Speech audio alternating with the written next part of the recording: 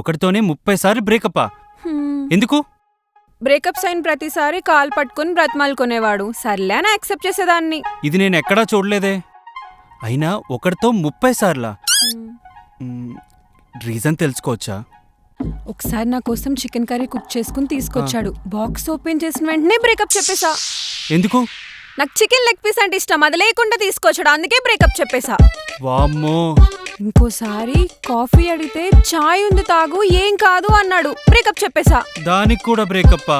మరి ప్రేమించిన అమ్మాయి కాఫీ అడిగితే ఇవ్వలేనోడు ప్రేమికుడు ఎలా అవుతాడు? మీరే చెప్పండి. అవునవునులేండి, కరెక్టే.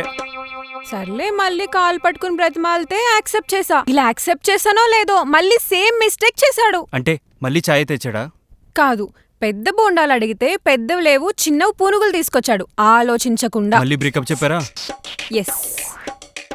లవర్స్ మధ్య బ్రేకప్ అయితే బ్రేకులు వస్తాయని విన్నాను కానీ బ్రేకులు లేకుండా బ్రేకప్ లవ్ స్టోరీ వినడం ఇదే మొదటిసారి. చూద్దాం మనం ముందు ముందు ఏమేం చెప్తుందో ఈ మహాతల్లి.